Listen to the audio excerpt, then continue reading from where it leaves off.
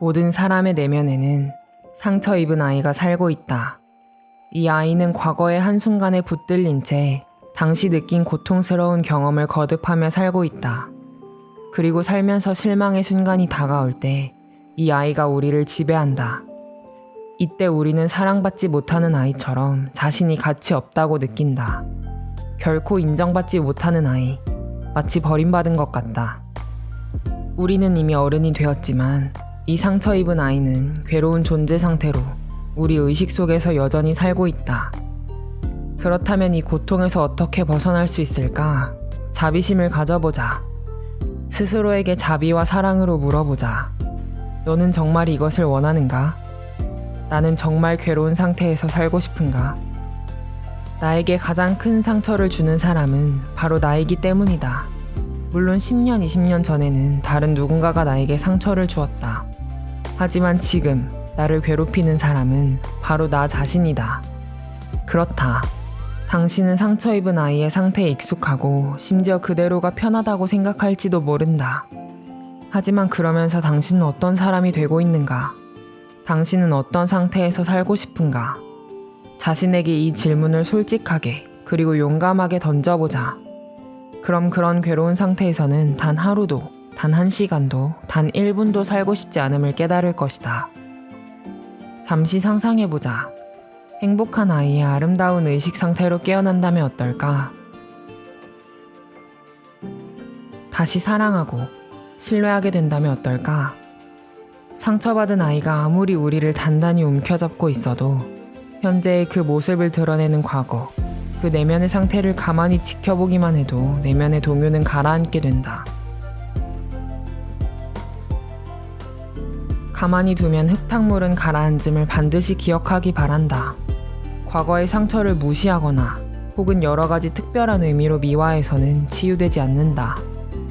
마음은 내면의 상태를 목격할 때 비로소 치유된다. 그때 우리는 고요하고 아름다운 의식 상태로 깨어난다. 그리고 삶을 신뢰하기 시작한다. 주변의 에너지장이 바뀌면서 풍요롭고 윤택한 삶을 끌어오기 시작한다.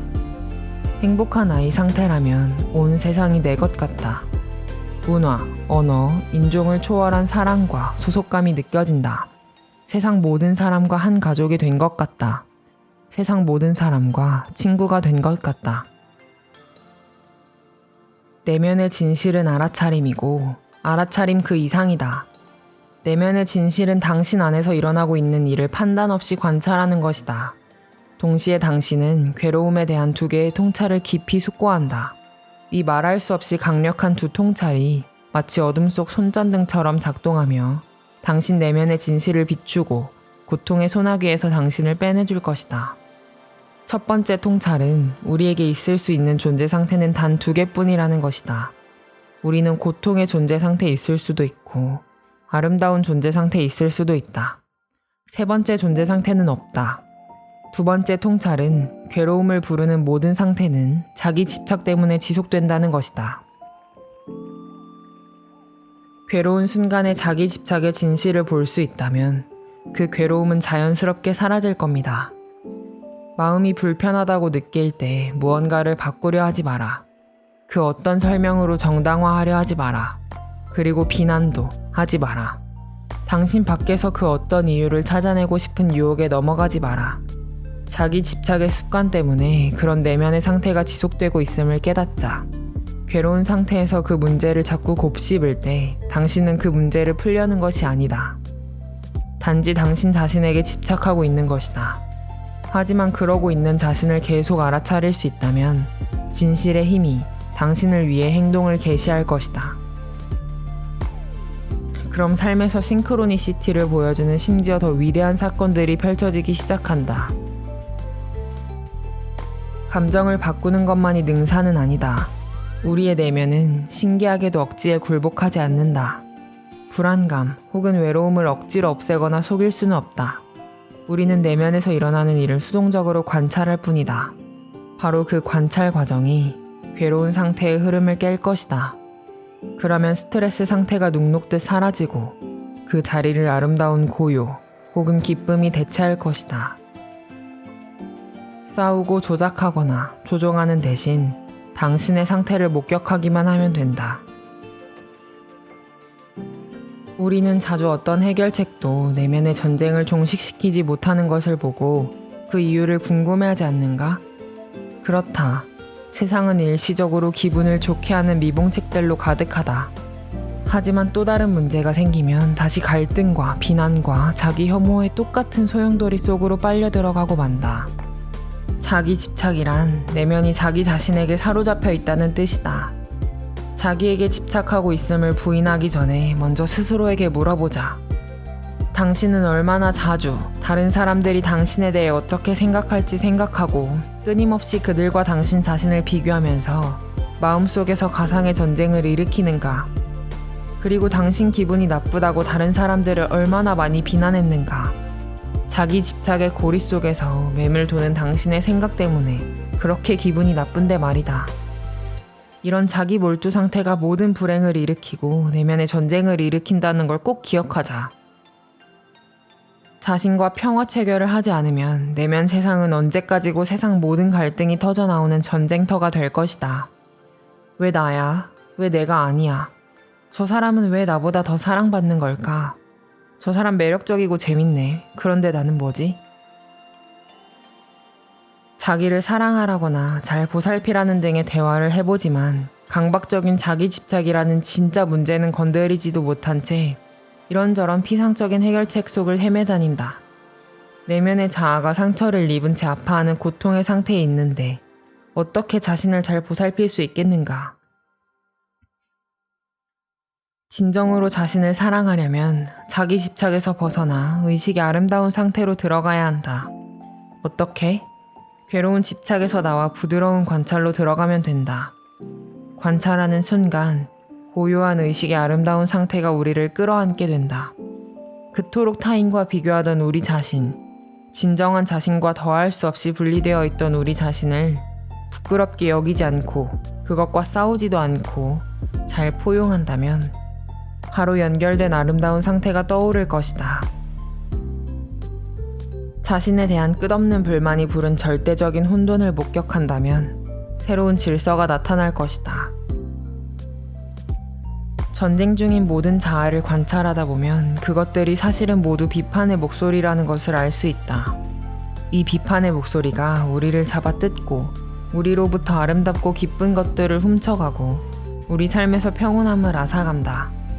모든 경험에 해야 했어 혹은 하지 말아야 했어 라고 이 문법에 코멘트를 붙이는 습관이 있다. 바로 이 습관이 우리로 하여금 끊임없이 비교하게 하고 내면을 전쟁터로 만든다. 우리는 우리 몸을 있는 그대로 보지 않는다. 몸 구석구석에 이래야 하잖아, 이러지 않아야 하잖아 라는 코멘트를 날린다. 가족과 함께 있을 때도 가족의 모습을 있는 그대로 봐주지 못한다. 가족 한 명 한 명에게 그래야 한다거나 그러지 말아야 한다고 말한다. 삶의 관찰자가 되면 그 모든 코멘트가 불필요해지고 마른 이파리처럼 떨어져 나간다. 알아차림의 강물 속으로 휩쓸려 들어가 사라져버린다. 그리고 존재의 깊은 곳에서 퍼져나오는 고요와 기쁨을 느낀다. 이런 훌륭한 의식 상태에서 자신은 물론 그 누구도 비난하지 않고 모든 실수와 잘못을 이해한다. 자신에 대한 변명도 타인에 대한 비판도 없이 모든 실패를 받아들인다. 다른 사람의 평가에 따라 당신의 몸을 보지도 당신 자신을 보지도 않는다. 그리고 화내는 자신, 질투하는 자신, 외로운 자신과 편해진다. 당신의 모든 부분이 옳다. 당신의 모든 부분이 마음에 든다. 관찰과 함께하는 이런 의식 상태라면 자유와 자비의 진정한 의미를 깨달을 것이다. 삶의 모든 경험에 꼬리표처럼 달리는 좋았다, 나빴다, 추하다, 아름답다, 그랬어야 했다, 그러지 말았어야 했다 같은 끝없는 코멘트들이 사라질 때 우리는 자부심도 모욕도 죄책감도 후회도 모두 초월한다. 그리고 모든 것이 신성해지는 순수한 의식의 영역으로 들어간다. 그곳에서는 모든 것이 그저 존재할 뿐이다. 당신 인생의 모든 사람이 삶 자체가 이 우주의 흐름으로 단지 존재할 뿐이다. 그리고 그렇게 내면의 전쟁에서 빠져나올 때 열정이 깨어나고 삶에 더 큰 목적이 드러난다. 무엇이 이래야 하고 이러지 말아야 한다에서 실제로 존재하는 것으로 나아간다. 그리고 우리 인생과 사랑에 빠진다. 우리 자신과 사랑에 빠진다. 이것이 바로 아름다운 의식 상태이다. 내면의 진실은 긍정적인 것만이 아니라 당신 마음속 전체를 고요한 마음으로 바라볼 때 바로 그때 떠오른다. 내면의 진실을 보려는 연습은 자신에게 행할 수 있는 가장 위대한 자비의 행위이다. 더는 과거를 집착 혹은 탐닉하지 않고 동시에 미래를 걱정하지 않으면 고요한 마음 상태에 도달한다. 이 상태에 이르면 자연스럽고 우아하게 펼쳐지는 현재의 선물을 받을 준비가 되었다.